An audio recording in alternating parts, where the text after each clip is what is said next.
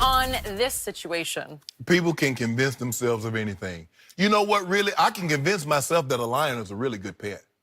I can talk myself long enough to say, you know what? Well, maybe for about 6 months. That's my thing. You know, I get him if I get him as a cub and I bottle feed him and I nurture him and let him stay in my house and he be around me, he gonna be a good pet. Yep.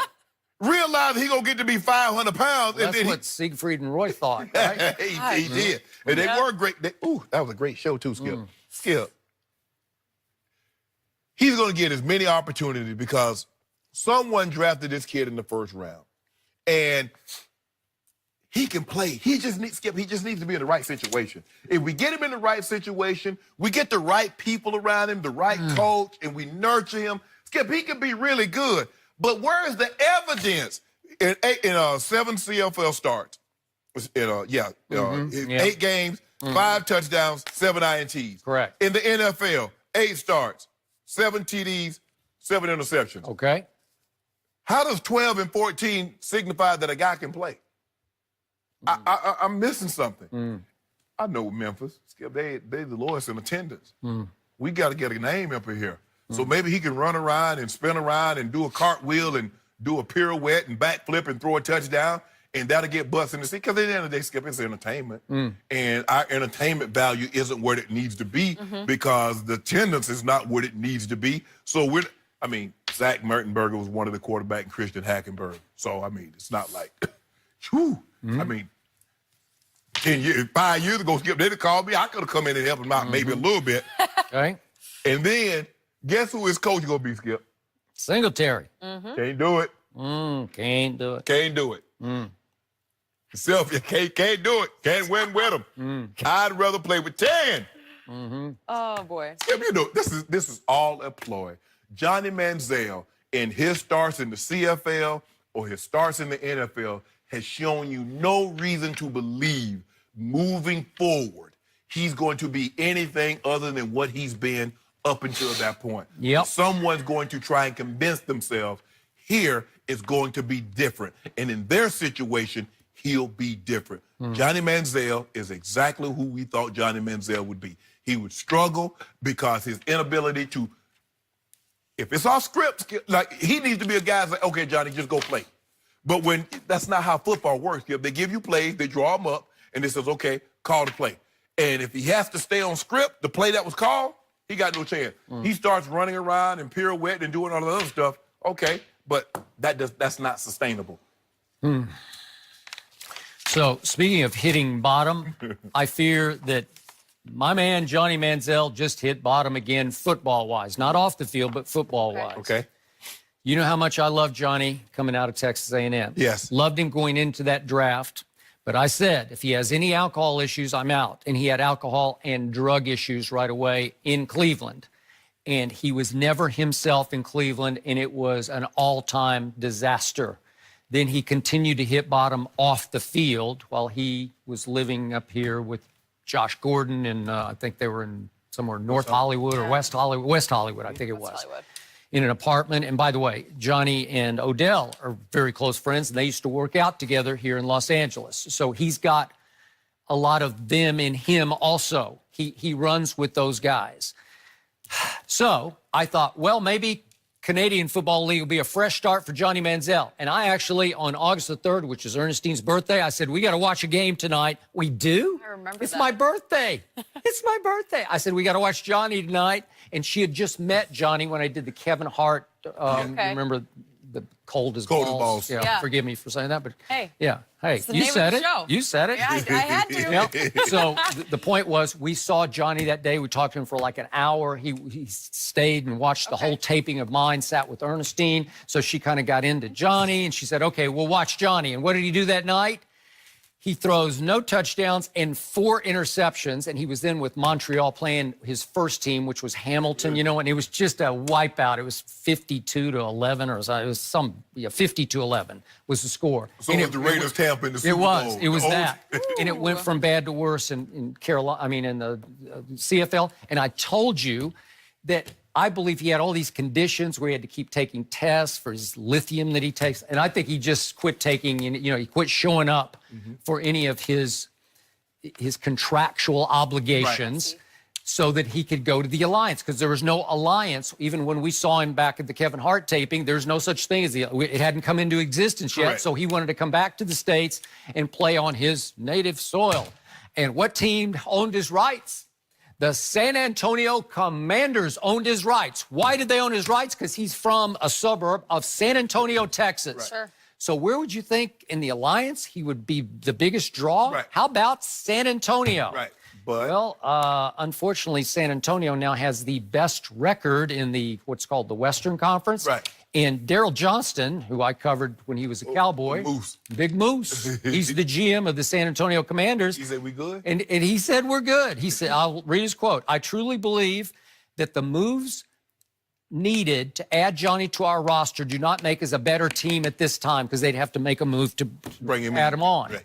And so they are quarterbacked by the immortal Logan Woodside, who played at Toledo. He was a seventh-round pick of the Cincinnati Bengals, and they won again yesterday hugely, and so they're off to the races, and that's without Johnny. So he defaults to the Memphis Express, coached by Mike Singletary, who's the absolute flip side of Johnny. Maybe he can talk some sense to him. Maybe he can instill some discipline. No nonsense. No. It's the ultimate no. He's fire and brimstone. He's like a Baptist preacher of a football coach, right? Basically all the time. Okay, all the time. So will that help Johnny? All I know is if Beale Street could truly talk, it might be able to tell some Johnny stories, right? But Skip, Pretty soon. I know you said that, hey, you liked him in college, and you thought he'd be a good quarterback as long as he didn't have certain issues. Skip, it's hard for me to believe that Johnny didn't have these issues in college. It's hard for me to believe that a guy that all of a sudden he comes into some money, and then all of a sudden he starts doing this. He might coming into He was money. having some alcohol issues. Remember when he showed up at the University of Texas and went to a frat party and was just trash talking the frat that he didn't belong to? Right. And of course things start, you know what's going to happen. Exactly. Yeah. And if you think about it, Skip, when he would make posts on IG, all the posts were what? In a nightclub. Johnny had alcohol. Johnny already looked like he had been bent. So what did they not connect the dots? Did they not? Come on. I mean, they say if you're going to normally they do everything. They go talk to your third grade teacher, your friends from this place, and they talk to somebody. They don't even know who you are, but you might know Johnny Manziel. Hey, what do you think about Johnny Manziel? It's just hard for me to believe. Now, maybe not to this extent. Yeah. But Johnny had issues in college. He did. But they overlooked it because he played so well. To your point, he probably had much deeper issues than were known. Some teams might have known it. Maybe the Browns knew it. Maybe the coach and the GM knew it. Correct. Because on draft night, Johnny texts Dal Loggins, who's the quarterback coach, who shows the text to the owner, Jimmy Haslam, who says, take him. Take him. Because he's falling to Right. whatever number it was. I He was forget, at, what, 22 at that time? Yeah, I believe it was 22. So it's And he like- fell past Jerry Jones. Most people thought he was going to take it, but Steven said no. And he wanted, because think about it, Jerry wanted to take him instead of Zach Martin. That is correct. And Steven like Jerry, because you don't call him Dad, he called him Jerry. He calls him Jerry. Everybody calls him Jerry. I think his grandkids call I think him you're Jerry. right. I think calls you're him right. Jerry. Yeah. Best decision the Cowboys could have That was a made. good one. And there are a lot of people that thought the Texans should take Johnny Manziel with the first overall. John Gruden was on our show on the old network just banging that desk. Yeah. You got to take Johnny number one. And they took Jadeveon Clowney. I think they're very pleased with that pick. He hasn't quite lived up, but he's been pretty good. Yeah. Especially of late. Yep, he has. Dodged the injury bug. Yep. Skip, I just don't see it. I don't see it working. I think Johnny Manziel is, like I said, he's reached his God, it's reached just his sad plateau. to me because he was so good. God. Will when you he watch it went now? to Tuscaloosa and beat Yeah. Nick.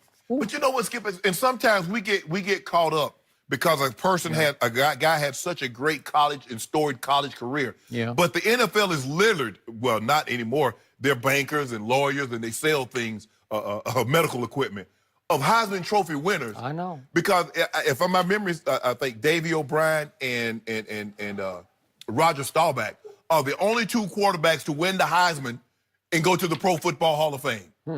So think about all those guys that's won that Heisman Trophy, from the Testaverdes to the Torettas and the Steve Spurrier. I mean, Davey O'Brien has an award named after him. Yeah.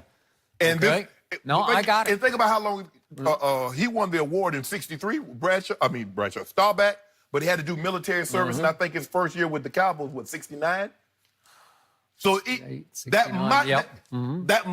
might be the Super Bowl, the modern era, because I think they say once the merger happened, they called that Super Bowl. So Terry Bradshaw, I don't know why he's talking about. Roger Staubach is the only quarterback, if I'm not mistaken, in the modern era to win a Heisman and go to the Pro Football Hall of Fame. Skip, there are a lot of guys, be it a running back winning whatever their award is, or a wide receiver, or D lineman. I got it.